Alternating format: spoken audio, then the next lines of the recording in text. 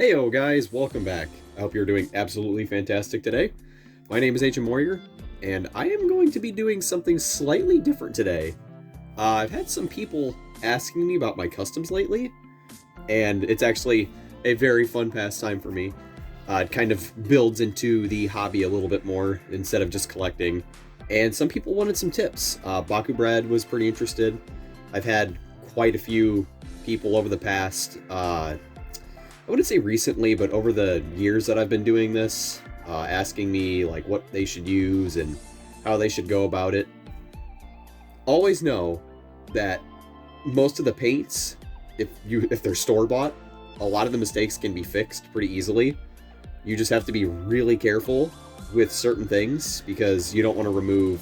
I mean, if you want to remove the paint from the Bakugan themselves, you can do it, but it takes a very specific couple of things to do. It's not super hard, but I'm going to give some tips, and I will tell you some of the essentials you might need, and the paints that I use personally for my Bakugan, and how I apply the paints, and all that kind of stuff. So first off, one of the most important things, of course, is your brushes. And this particular set of brushes I got at Walmart, if I can get them to focus, I find them to be pretty handy. The best brush I seem to use most of the time, it actually looks super worn out, is a fine point brush, and it's actually pretty not fine. If I could get it to focus, it won't even focus to it. But yeah, this brush is pretty worn out now. You can go for a couple other ones. These are flat, which are pretty neat. I think they're a little too big. Bakugan details are kind of tricky to actually get, I guess, to bring them out. Bakugan have a lot of detailing that's not brought out on them. This is a pretty handy one too. This is a large fine point brush. To get the paint off of these, if you are using these, which I've just got a bunch of stuff laying on the floor, I like to go for these ones in particular. These are acrylic paints. They're not like super crazy. They're kind of cheap. They'll probably run you quite a few bucks if you buy like a good handful of colors, but I like the metallics. They look pretty good when you lay them on multiple coats. But these are water soluble, which means if you just take some water on the brush and kind of like rinse it in a container like this with some water or some alcohol works with it too. It will usually get that stuff right off. But if you want to get dried paints off of Bakugan and like actually change their colors, you'll want to use something called acetone. This stuff is nail polish remover, and it is very strong, and use this in a well-ventilated room because this stuff is very strong.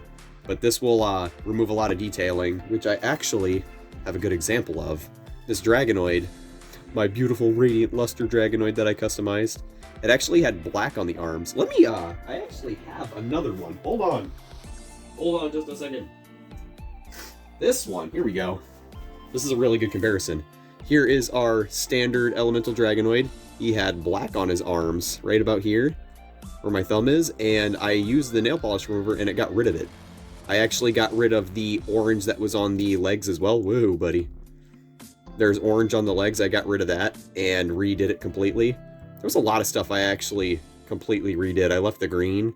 But yeah, you can do quite a bit with these acrylic paints and this acetone if you have it. You can usually pick it up at stores. I don't really know what aisle to call it, the nail polish aisle. You'll usually find it there. I don't know how much it runs because I've actually borrowed this from my mother. And yeah, it's pretty good. So let me see, what else do I have here? Here's some other options you can go for. These are more final and they're kind of risky to use, but these are painters. These are acrylic, alcohol-based paint pens. I think they're alcohol-based. But when these go on, they stay on. You are going to need acetone to get them off, but they give you really nice colors. They go on relatively smooth if you don't overpaint, which is letting the paint sit and dry before you go back through it. It'll make it chunky if you don't. But one of the things I like to do is you're going to want a canvas for your paints. And these paper plates, or a glass plate that's coated, not one of these cheapo paper plates. I mean, you can use these, but it will soak up paint much quicker. But if you have one of these, you can take the paint pen out, and this should have some in it left. You can take the paint pen and kind of jab a spot really hard a couple times, because these actually push in, and it will leave some of this silver paint when you do it. It'll usually be like a little puddle. You'll have to do it for a bit. But you can use this method to actually mix these paints in with your acrylics, and you can mix colors and they will stick very good. Now, with this Dragonoid here, you'll notice on the back wings how like relatively smooth the gold is. This is because I put one layer of paint on before putting another on. So you got to hit it, even if it doesn't look like there's a lot on it. You got to make sure you hit it once, let it dry, and then come back to it again and do it again. You'll have to do this about, I don't know, about 3 or 4 times. See, this detail up here is done by the paint pen specifically, and it's a much more bronzish gold, but it went on very nice. These acrylic paints will give you more of this, I think it was called Incan gold, but this gives you a much more rich gold. Yeah, this one turned out fantastic. I love the face plating. I like to bring out these details on the Bakugan because you don't really see them. But other than that, I think, oh no, I got a couple other things. These are going to be very, very good friends. This is a dental pick, and it's actually kind of hard to pick up on the camera, but it's very, very pointed. And these are super good for things like fine detailing. Let's see if it actually focuses if I bring it up. Perfect. Now, if you could imagine, you want to rub off a lot of like excess paint, and these are perfect for just digging a little bit into this, because acrylics come off really easy. These, specifically these folk art ones, that's how I actually got this green diamond to come back out. I actually didn't fully clean this one up, but if I flip it over, that's a fully cleaned up one. But yeah, you can dig off some of the paint. You don't even have to press hard. Like, this stuff will roll off pretty easy, which is kind of the reason why I don't do custom commissions and whatnot for people, because I can't guarantee that these are going to come back to you in a good condition. But one thing I will be trying soon to see if that could be a possibility would be this. And I'm a little worried to try this. It's called Mod Podge. It's a gloss, and it's a sealer. So if I were to put this on here, it would give a lot of my paints that I put on a gloss. And I don't know if I don't dislike that, but it will seal the paint so it doesn't peel. But it'll also make things like this Dragonoid. I like this Dragonoid's finish because the gold is kind of I don't even want to call it a matte. It's very light. I actually really enjoy how it's not super reflective. It's not a matte, but it's very, very subtle and really nice. I don't know if I'd want to go making that like shine too much, but if you want to try and use that, I mean, I might do that soon just to see if it works. But that is an option, and it is kind of expensive for a bottle. I think it was like $6. I've had it for, actually, it might have been almost 10. I've had it for a while, and I've just haven't gotten around to using it. But I hope that clears up some, I don't want to say confusion, but I know a lot of people were really curious about how to do customs. And I like having this kind of community around, because whenever somebody puts up a custom, yeah, they usually blow me away. And people are always so happy when you give them some positive feedback. And I love it. Well, of course, you're gonna love it if everybody loves your custom. But one of my first ones that I actually did was this Nilius.